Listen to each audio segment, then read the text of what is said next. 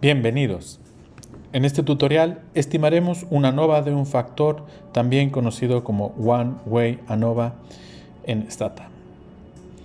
En algunas ocasiones podemos enfrentarnos a fenómenos en los que es de nuestro interés analizar las diferencias que hay entre tres o más grupos respecto de una variable dependiente. Esto es, casos en los que tenemos una variable dependiente métrica y una variable independiente categórica de tres o más categorías. Una forma de estimar la relación entre estas dos variables es precisamente a través de ANOVA o los modelos de análisis de la varianza.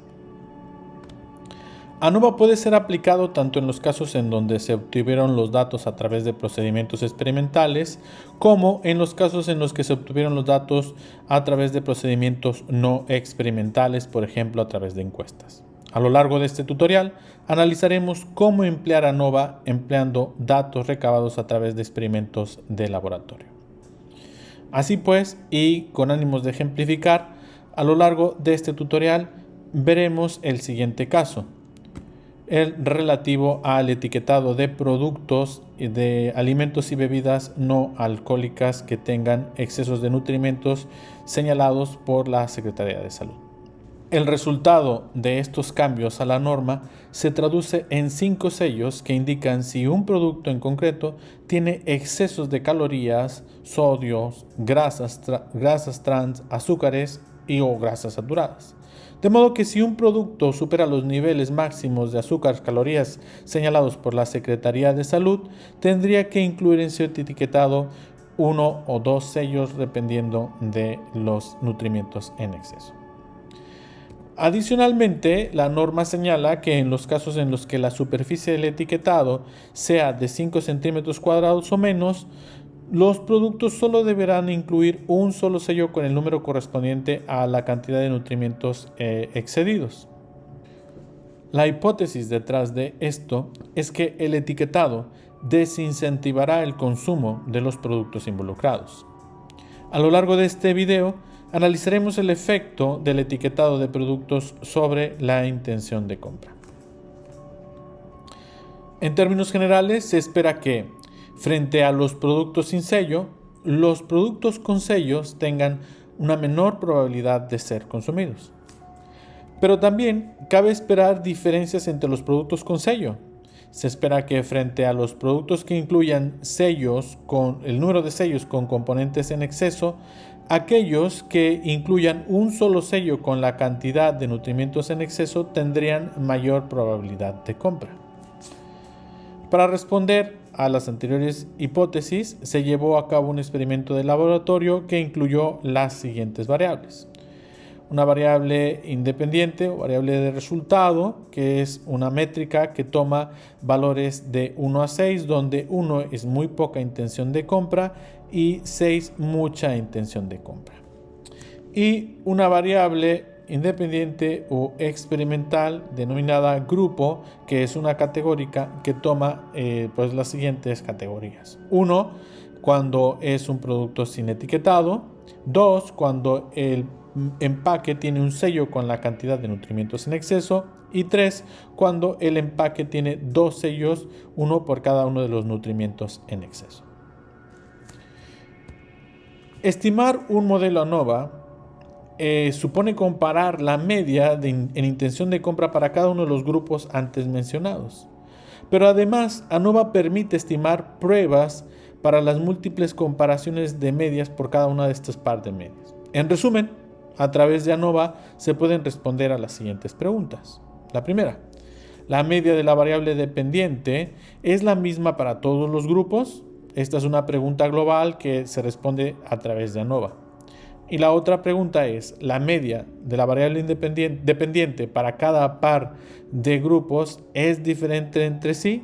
Y esta pregunta se responde a través de contrastes, y concretamente en Stata se utilizan los contrastes o los test de Bonferroni. El comando para estimar ANOVA en Stata es One-Way. La sintaxis es one way, seguido de la variable dependiente, seguido de la variable independiente, aquí denominada factor, coma, opciones. En nuestro caso concreto, el comando que utilizaremos será one way, intención de compra, que es el nombre de la variable dependiente, grupo, que es el nombre del factor, coma, Bonferroni y tabulate. Tabulate nos entregará una tabla con los estadísticos descriptivos para cada uno de los grupos, es decir, me dará la media de intención de compra para cada uno de los grupos, la desviación estándar y la frecuencia de intención de compra por cada uno de los grupos. Hagamos nuestro ANOVA en Stata. Como se dijo, el comando para estimar ANOVA en Stata es one way, seguido de nuestra variable resultado, posteriormente nuestra variable factor, coma, Bonferroni,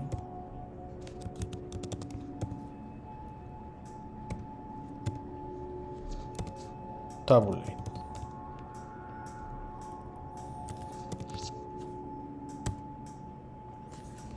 Aquí tenemos nuestros resultados, vamos a analizarlos. Como se observó, la primera tabla de resultados que nos ofrece ANOVA es esta, que es de estadísticos descriptivos. En ella podemos observar la media, desviación estándar y frecuencia para cada uno de los grupos. Podemos observar también que los participantes del grupo sin sellos tienen una media de 5.2 en intención de compra, en una escala, si recuerdan, de 1 a 6, en donde 1 era muy poca intención de compra y 6 la mayor intención de compra. También podemos observar que el grupo 2, el grupo de las personas que se enfrentaron a un empaque con un solo sello con el número de nutrimientos en exceso, presentan una media de intención de compra de 4.6. Y finalmente, el grupo 3, aquellos que se enfrentan a un empaque con 2 sellos, uno por cada uno de los nutrimientos en exceso, presentan una media de intención de compra de 3.9. Como se puede observar en esta tabla, la media de los grupos es diferente. La media de intención de compra para los 3 grupos es distinta.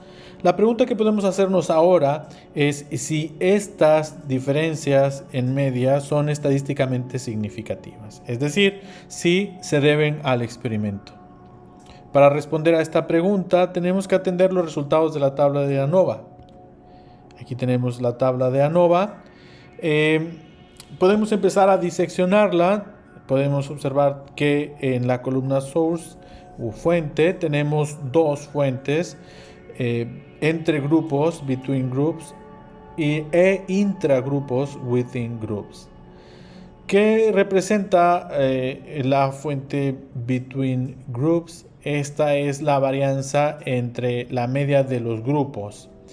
Esta debería de ser sustancial si los grupos son en verdad diferentes entre sí.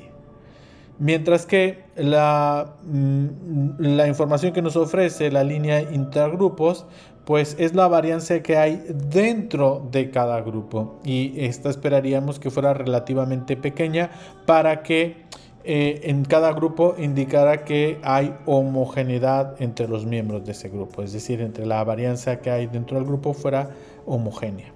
¿Sí? En resumen, deberíamos de esperar que los grupos fueran sustancialmente diferentes entre sí, mientras que fueran muy homogéneos dentro de cada uno de ellos. ¿Qué debemos interpretar de esta tabla? Bueno, pues debemos interpretar el valor F y su probabilidad, es decir, su prueba de significancia. Este F que tenemos aquí de 18.82 se obtiene de dividir la varianza entre grupos entre la varianza intragrupos. Y esto nos da 18.82. Pero más que atender a este valor F, directamente lo que nos interesa es ver pues, si este valor F es significativo o no lo es. El valor P indica la probabilidad de obtener un valor F igual o superior al observado, asumiendo que la hipótesis nula es cierta. Y aquí lo interesante es conocer qué indica la hipótesis nula en una ANOVA. Concretamente en una ANOVA, la hipótesis nula indica que la media de los grupos es igual, es decir, que no hay diferencias atribuibles a el experimento. En nuestro caso, obtenemos un P menor que 0.001, lo cual indica que la probabilidad de obtener un F de 18.82, asumiendo que la hipótesis nula es cierta, es muy baja. En resumen, lo que nos dice es que la media de los grupos es estadísticamente diferente entre sí. ¿Cómo interpretar este estadístico F? Pues bien, lo que ya se dijo es que F es un modelo de comparación de medias y este evalúa si en general hay diferencias entre las medias, pero no nos indica o no nos da información específica sobre él o los grupos que son estadísticamente diferentes.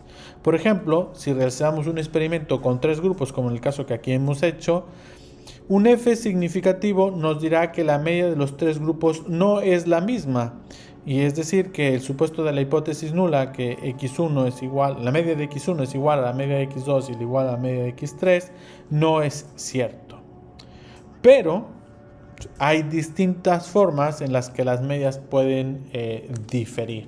Es decir, que pues puede ser que la media del grupo 1 sea diferente a la media del grupo 2 y que también sea diferente a la media del grupo 3 y que la media del grupo 2 sea diferente también a la media del grupo 3, o bien que la media del grupo 1 sea igual a la media del grupo 2 pero sea diferente a la del grupo 3 y que la media del grupo 2 sea distinta a la del grupo 3. En resumen, puede haber distintas formas en las que las medias de estos grupos varían.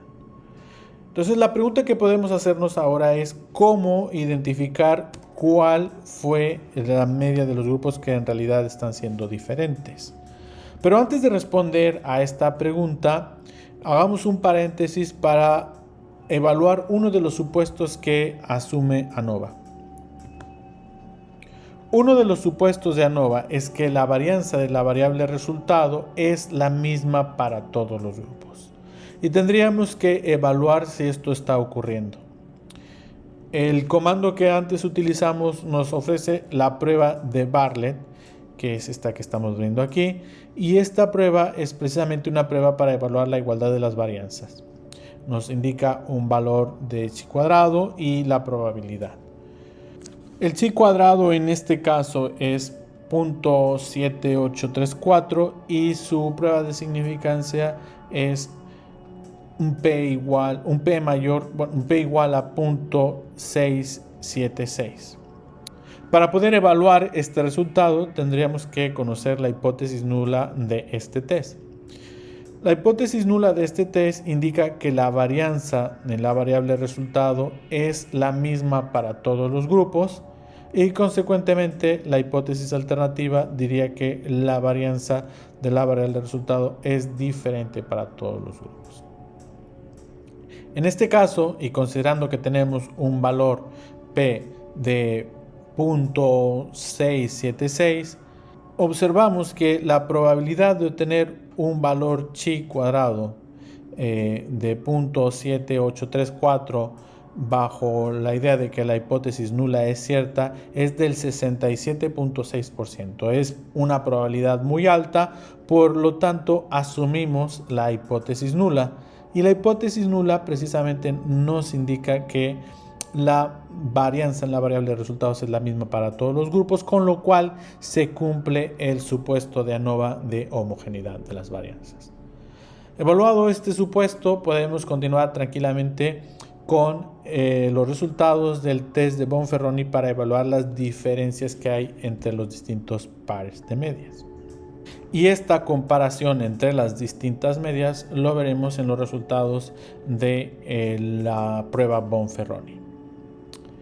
Bien, el test de diferencia de medias entre el grupo sin sellos y el grupo con un sello que tiene un número 2 que indica 2 nutrimientos en exceso, la diferencia en la media de estos dos grupos es de menos 0.6 y su significancia es de 0.017. Recuerde que la variable resultado está midiendo la intención de compra y note que pues la intención de compra del grupo sin sellos, si lo recuerda, era de 5.2, mientras que la intención de compra del grupo con un sello era de 4.6. Si nosotros restamos 4.6 a 5.2, pues nos da una diferencia de menos 0.6.